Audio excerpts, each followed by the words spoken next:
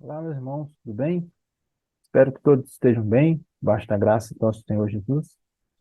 Eu quero trazer um assunto para uma breve reflexão sobre a salmodia exclusiva e a Confissão de Fé de Westminster. Puritanos, reunidos na Assembleia de Westminster, eles definiram como sentença confessional que cantar salmos com graça no coração faz parte do culto cristão.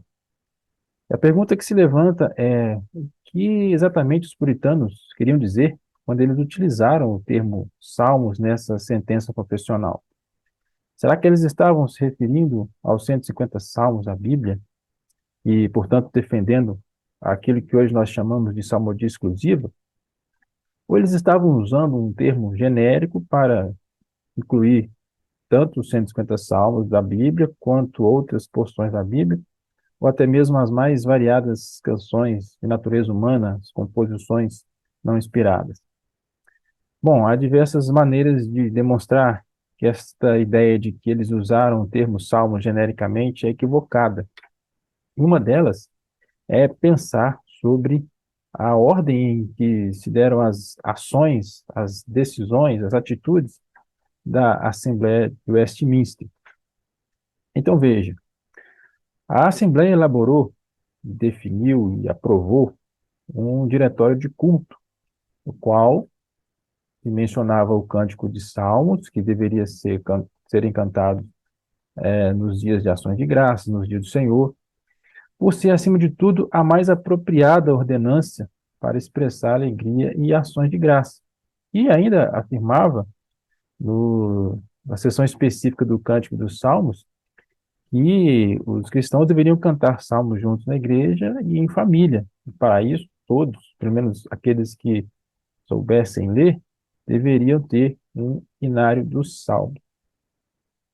O Diretório de Culto de Westminster, então, foi aprovado no dia 27 de dezembro de 1644.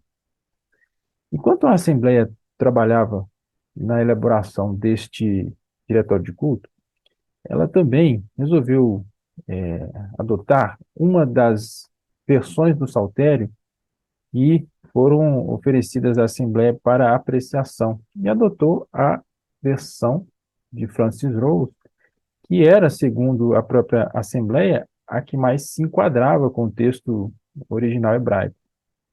Essa versão, então, foi submetida a revisões e foi levada novamente ao plenário para que a Assembleia a aprovasse. Então, aprovou e determinou que fosse imediatamente impressa e que esta versão e nenhuma outra fosse utilizada nas igrejas, em todas as igrejas dos três reinos. Essa versão do Saltério, então, foi aprovada quase que um ano depois, em 14 de novembro de 1645. E foi somente em 30 de outubro de 1646 que os puritanos, então, definiram esta sentença confessional, na qual eles dizem que o cântico de salmos com gratidão no coração faz parte do culto cristão. Antes de concluir o uso que os puritanos estavam fazendo do termo salmos, também é necessário destacar três coisas. A primeira delas diz respeito à exegese dos puritanos.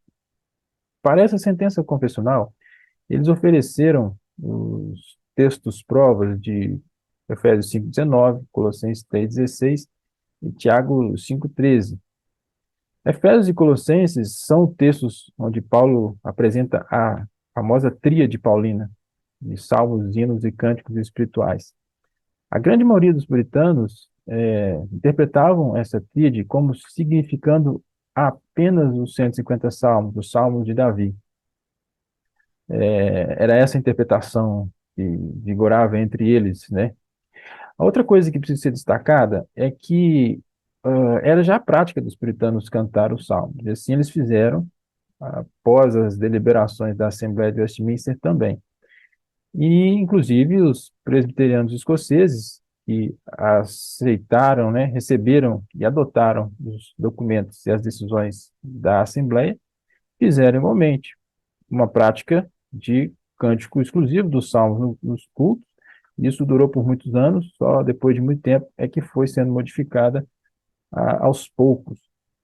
E a outra coisa que precisa ser levada em conta é que a Assembleia de Westminster discutiu e deliberou sobre os mais diversos assuntos, e os puritanos eles eram criteriosos e minuciosos na escolha dos termos apropriados para formular suas sentenças confessionais. E o interessante é que a discussão sobre o culto, ela utilizou apenas 6% de todo o tempo que a Assembleia gastou em seus debates. E nesses debates sobre culto, nada foi dito sobre o que esse termo salmos poderia significar, e muito menos foi apresentado qualquer ideia que sugerisse que os puritanos estavam interessados em utilizar qualquer outro tipo de canção, além dos salmos da Escritura. Então, o que a gente pode concluir é que quando a Assembleia de Westminster ela define em sua sentença confessional cantar salmos com gratidão no coração faz parte do culto divino, já havia em execução o Diretório de Culto de Westminster, que substituiu o livro de oração comum e definia o cântico de salmos, não fazendo menção a nenhuma outra canção, determinando que os cristãos deveriam cantar os salmos nas suas devoções particulares e públicas, e tivesse cada um saltério em mão.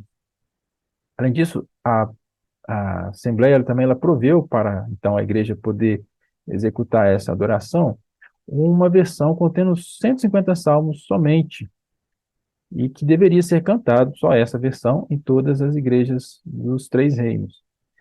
Além disso, essa era a exegese dos puritanos, que salmos, hinos e cânticos espirituais, textos provas que eles ofereceram, diziam respeito ao cântico de salmo somente.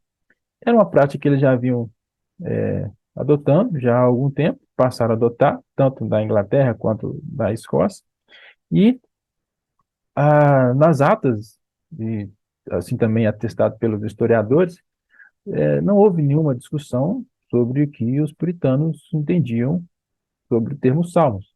O que parece que quando eles utilizavam esse termo, eles entendiam muito bem, sabiam muito bem o que é que eles estavam falando, a que eles estavam se referindo, e é aos 150 salmos da Bíblia.